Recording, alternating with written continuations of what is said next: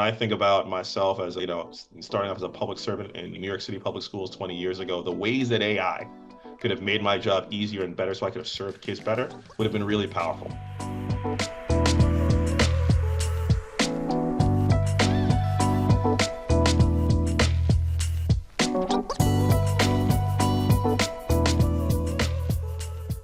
And the thing that I like to say here as we try and mitigate the peril of AI to workers and also capture the promise is that this is not a determinist. The doomsayers are wrong, and also the techno optimists are wrong. This is up to us.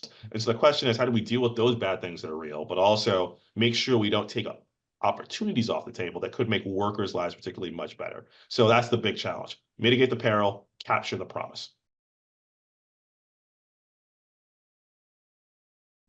As we're looking at AI, which is impacting every aspect of jobs, and if it isn't already, in terms of how we do our jobs, how we're supervised when we do them, how quickly we need to upskill, reskill, how quickly the skills we've earned are obsolete. What we ought to be doing, in our role in the Department of Labor, and what we have been doing, and with historic investments from the Biden-Harris administration, is to make sure that we have as close to real-time information as we can, and importantly, that we have the ability to respond and to support workers in transitions.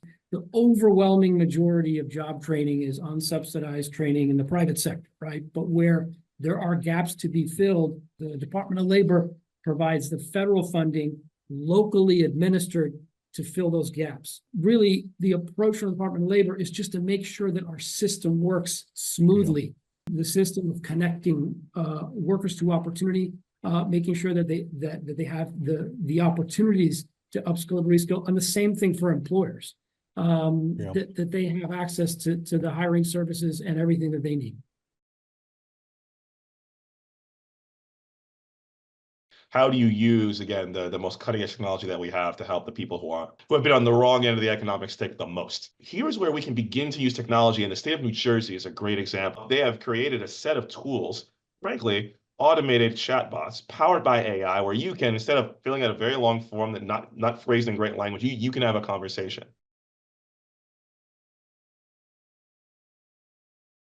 This is something, as a longtime teacher, I've learned is people learn in different ways. There are people who learn by doing, people who learn by reading, people who learn by listening. One of the things that AI does extraordinarily well is sort through masses of data and bring disparate pieces of information together. So there is the hope that not only that AI can help improve job matching, but also can help workers and employers to better understand what skills workers need in order to not just to succeed, but excel in particular jobs so that they get the training that they need. If we can understand that and understand how to deliver that material to them in the most productive way for a job they really want, where the employer really needs them, wow, we've really got something. And AI has the capacity to help with that kind of work.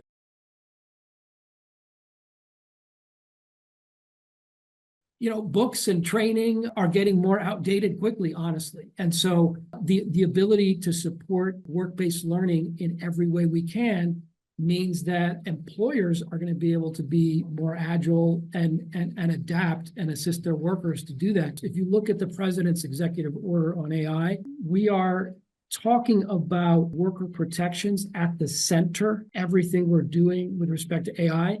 And worker voice is part of that. Worker voice is a big part of our work. So, for example, the best practices that we have just published has come from heavy engagement with workers, worker advocates, and even industry groups that are looking to try to figure out how to make sure that workers' rights and are at the center of the conversation.